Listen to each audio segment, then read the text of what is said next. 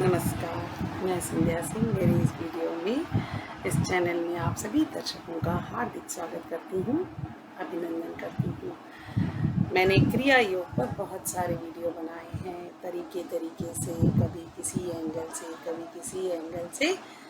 तो आप लोग भी सोचते होंगे क्यों बनाए हैं। मैं ये सोचकर बनाती हूँ कि अगर किसी को ऐसे नहीं समझ आता या आसान नहीं लगता, मुश्किल लगता है, तो चलिए ये वाला तरीका इस्तेमाल करते हैं। सरल से सरल बनाने की मेरी कोशिश है, क्योंकि क्रिया योग एक ऐसा विषय है जो काफ़ी गूढ़ है। जी हाँ, लेकिन अगर हम चाहें और हमें सही ढंग से किसी भी तरीके से कनेक्ट कर सके, जैसे किसी भी लाइफ के प्रोसेस को हम क्रिया योग के मेथड से कनेक्ट कर सकते हैं, तो वो हमारे लिए इतना मुश्किल नहीं है। सिर्फ अभ्यास। तो कोई सांस से इसको फोकस कर पाता है, तो कोई कैसे कर पाता है। इस तरीके से मेरा वो है, कोई योगा से होता है। तो आज हम कुछ ऐसी जो अड़चनें आती हैं या डाउट्स आते हैं, उनके बारे में ढंग से बात करते हैं। तो कोशिश करिए कि ये मेरा वीडियो पूरा देखें, जिससे आपको आपके मतलब का जो पॉइंट है वो क्लियर हो जाए। फिर भी क्लियर नहीं होता तो मैं आप सभी को चाहती हूँ कि आप कमेंट सेक्शन में लिखें, मुझे अच्छा लगेगा। और जितना भी मुझे नॉलेज है, जितना मुझे ज्ञान है, वो मैं ज़रूर दूँगी। हाँ, जी हाँ, क्योंकि अनलिमिटेड तो ज्ञान मेरे पास नहीं है, पर कोशिश करती हूँ भरसक कि जितना है उतना बता दिया जाए।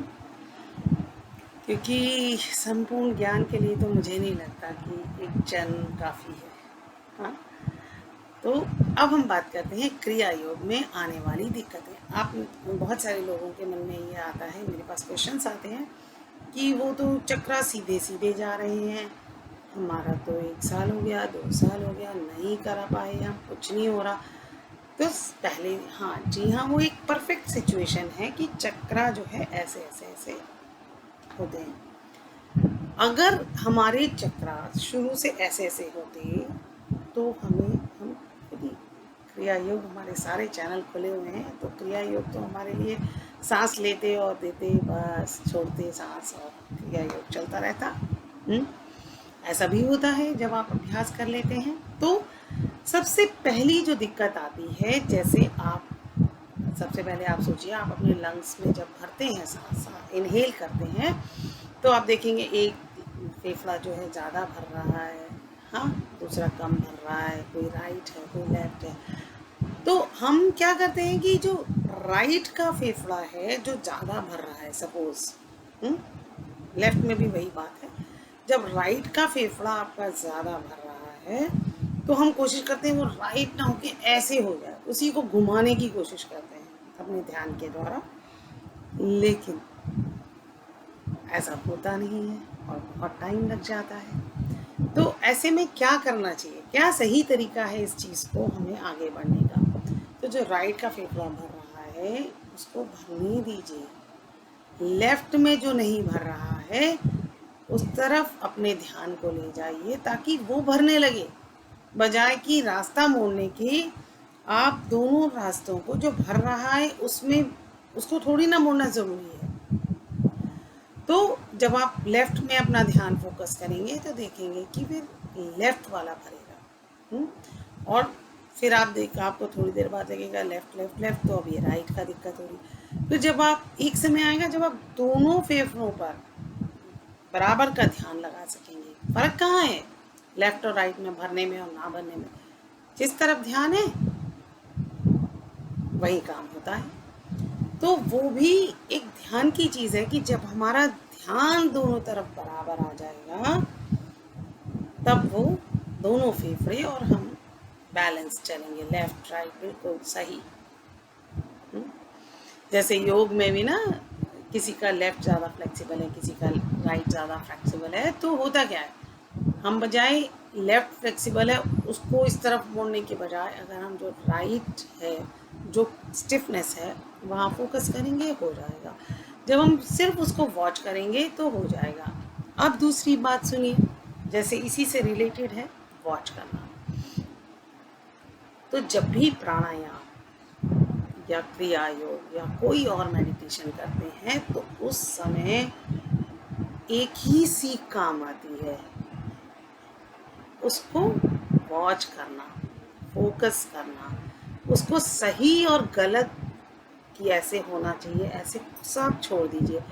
एक ही चीज़ है, उसका एक ही गुरु है, एक ही गुरु है कि सिर्फ वॉच करिए। जब आप वॉच करेंगे तब जिस तरह से एक हाथी या शेर को, जो उनके आपने देखा होगा ट्रेनर होते हैं, जब वो कैसे ट्रेन करते हैं, उनको उठा के उनको ज़बरदस्ती ऐसे, शायद हाथी को तो इंसान कभी नहीं कर सकता, या घोड़े की सवारी से पहले जो उसका ट्रेनर होता है वो क्या करता है, उसको कई दिनों तक उसके नेचर को, उसकी प्रकृति को, उसकी आदतों को वॉच करता है, स्टडी करता है, फिर वो उसको अपने हिसाब से कर पाता है। उसी तरह से जो सांस है, सांस सबसे बड़ा बल है। सांस नहीं तो सारे बल हैं लेकिन एक्टिव नहीं हो सकते। तो जब सांस सबसे बड़ा बल है, जबकि वो उसको हम बिल्कुल फॉर ग्रांटेड लेते हैं, तो सांस जैसे बल को सांस वाले बल को हम क्यों पहले उसको टीचिंग, पहले उसको बाउंड्रीज पहले नहीं, आराम से वॉच करिए, महीना 2 महीना आप देखेंगे जब वॉच करते हैं वही जो शक्ति है आपका उस पर फोकस करने की, वही चीज़ों को ले आती है। तभी वो परिपूर्ण वाला और परफेक्ट वाला हमारा पोज आता है, तभी हमारा परफेक्ट वाला ध्यान आता है, तभी वो सिचुएशन आती है जो सीधे सीधे हमारे चक्रा खुले हुए दिखाई देते हैं।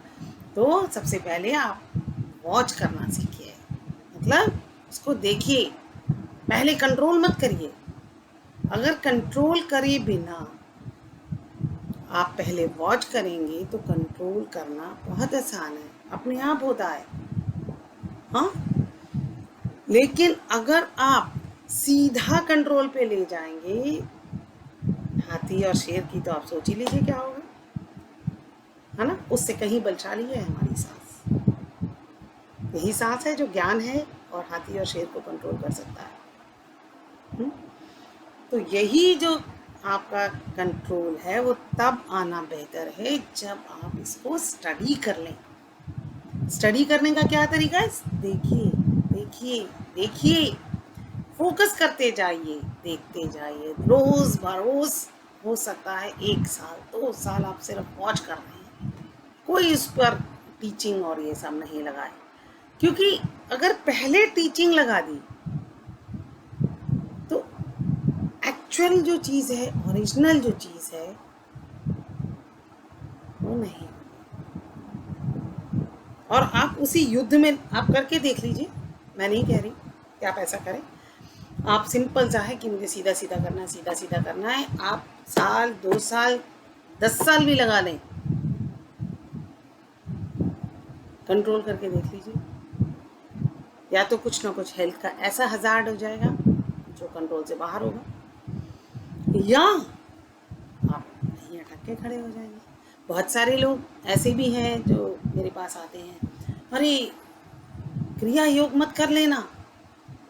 जब मैंने शुरू किया था, बहुत साल हो गए अब, तो क्रिया योग बड़ी खतरनाक सी चीज़ है, कुंडलिनी बड़ी खतरनाक सी, बड़ी भाई खतरनाक सी इसलिए है क्योंकि आप पहले कंट्रोल पर आ गए।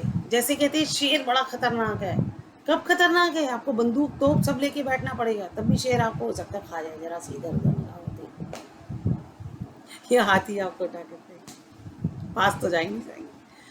उसी तरीके से सांस का है, वॉच करिए, स्टडी करिए, जितना भी, ये भी एक PhD से कम नहीं है सांस का अध्ययन। जब आप अध्ययन कर लेंगे फिर आपके लिए नेचुरल होगा क्रिया योग। जैसे सांस लेना नेचुरल है वो होगा। हम जो हमारा ध्यान है जो हर ज्ञान का जड़ है। वो जो कॉन्शियस है वही तो गुरु है। वो तो यही कॉन्शियस जो गुरु की थी, उसने बताया ऐसा ऐसा होता है, that is the end result. वो सांस करते करते उन्होंने एंड रिजल्ट आपको दिखा दिया, पर उसके पहले की जो जर्नी थी वो यम नियम ये वो सब बहुत कठोर हो जाते हैं अगर आप पहले उनको फॉलो करें। पहले अपने ध्यान को, अपनी कॉन्शियस को फॉलो करिए। बिलीव मी, कभी एक्सीडेंट नहीं होगा, कभी गलत नहीं होगा और हमेशा उन्नति करते जाएंगे उसी कॉन्शियस पे भरोसा करते करते। तो अब से आप क्रिया योग के लिए इस चीज़ को समझने की कोशिश करिए। फिर भी नहीं समझ आता तो आप चाहे तो इसी में हिप्नोथेरेपी का एक सेशन बुक करिए।